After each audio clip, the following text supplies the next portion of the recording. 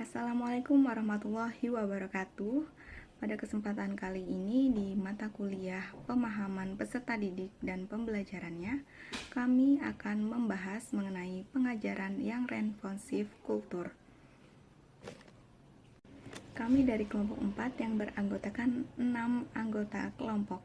Yang pertama ada Mia Titin Yulianti, yang kedua Naura Ayu Aprilisa, yang ketiga yaitu saya, Liza Putri Nia Agustin, yang keempat Mera Afrianti, kelima Mutiara Pugung Tampak Edla, dan yang terakhir ada Noviani.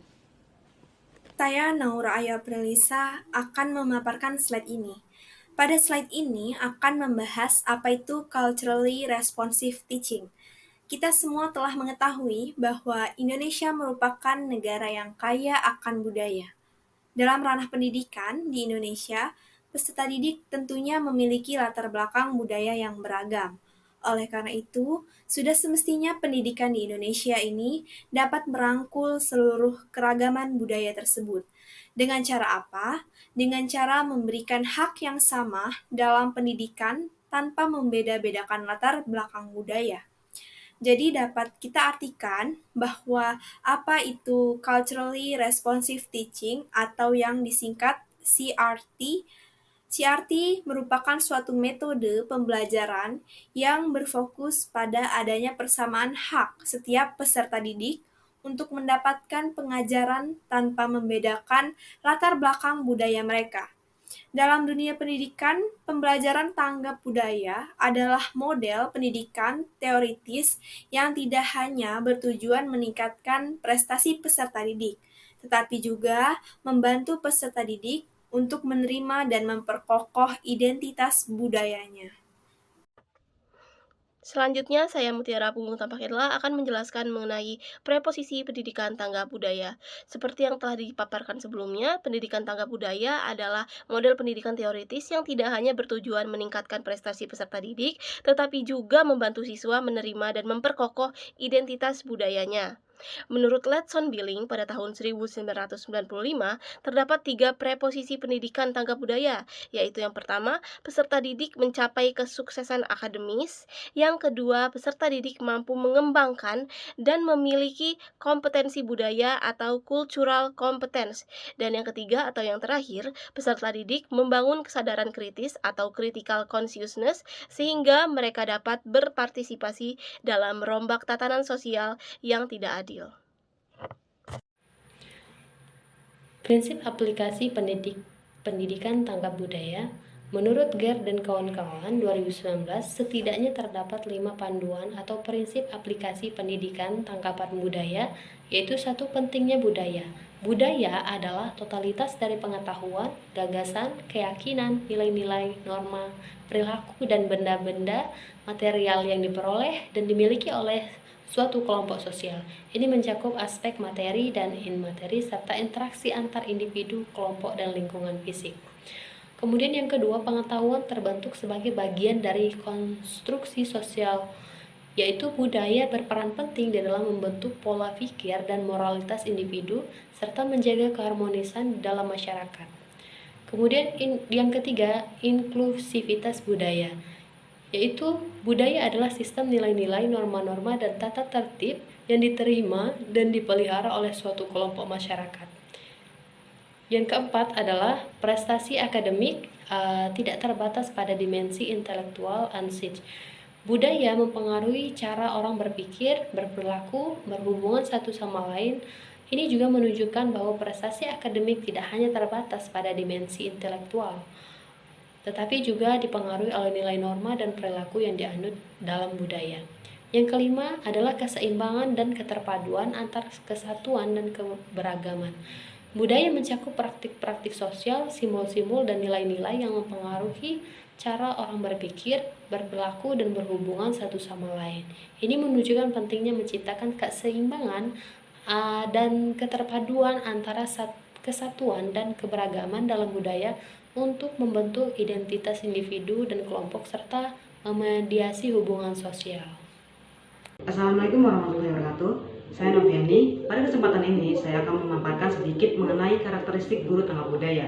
Menurut Villages dan Lucas, ketika membahas mengenai karakteristik guru tanggap budaya, mengungkapkan 6 karakteristik, yaitu mempunyai kesadaran sosiokultural, mempunyai afirmasi terhadap keragaman latar belakang peserta didik, mempunyai kepercayaan diri dalam mengembang tugas, memahami bagaimana peserta didik mengkonstruksi pengetahuan dan mendorong peserta didik mengembangkan konstruksi pengetahuan itu sendiri, mengetahui pola hidup peserta didik, dan mampu menggunakan informasi mengenai pola hidup tersebut untuk mendesain pembelajaran yang bermakna.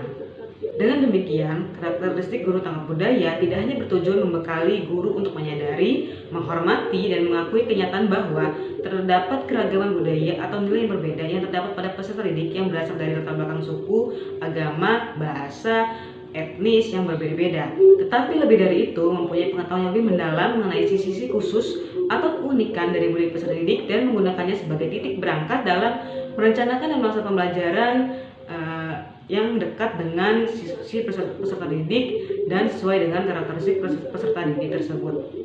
Materi yang selanjutnya yaitu komponen-komponen culturally responsive teaching. David A. Jacobson tahun 2009 mengungkapkan pengajaran responsif secara kultural mencakup 4 komponen-komponen, yaitu yang pertama menciptakan lingkungan kelas yang positif di mana seluruh siswa dihargai dan dihormati. Hal ini mencakup pemahaman mendalam tentang latar belakang budaya siswa, penerapan kurikulum yang inklusif dengan materi yang mencerminkan keberagaman budaya, penggunaan strategi pengajaran yang beragam untuk memfasilitasi partisipasi semua siswa, lalu pengakuan identitas budaya siswa dalam pembelajaran. Komponen yang kedua yaitu mengkomunikasi harapan-harapan yang positif untuk pembelajaran bagi seluruh siswa. Hal ini mencakup penyampaian pesan-pesan yang memotivasi dan memberi semangat kepada siswa dari berbagai latar belakang budaya agar merasa didukung dan diakui dalam proses pembelajaran. Komponen yang ketiga yaitu mengakui keragaman kultural dalam diri siswa dan mengintegrasikan keragaman ini ke dalam kurikulum.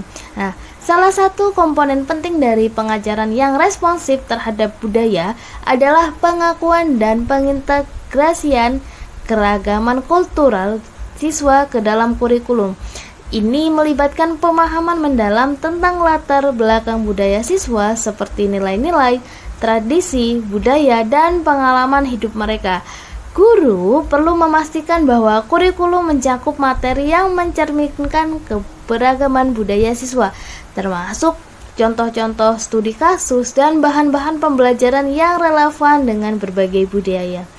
Nah, komponen yang keempat yaitu menggunakan strategi-strategi pengajaran yang memperdayakan latar belakang dan kekuatan siswa.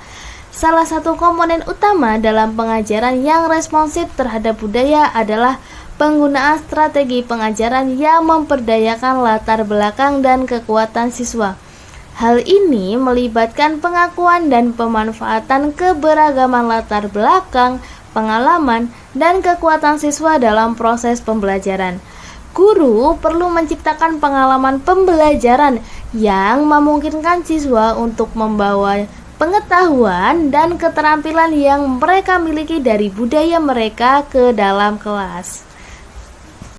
Setelah kita membahas seluruh rangkaian dari materi ini, dapat ditarik kesimpulan bahwa pendidikan guru tanggap budaya tidak hanya bertujuan membekali guru untuk menyadari, menghormati, dan mengakui kenyataan bahwa terdapat keragaman budaya atau nilai berbeda pada peserta didik yang berasal dari latar belakang suku, agama, bahasa, dan etnis yang berbeda, tetapi juga mempunyai pengetahuan lebih mendalam mengenai sisi-sisi khusus atau keunikan dari budaya peserta didik dan menggunakannya sebagai titik berangkat dalam merencanakan dan melaksanakan pembelajaran.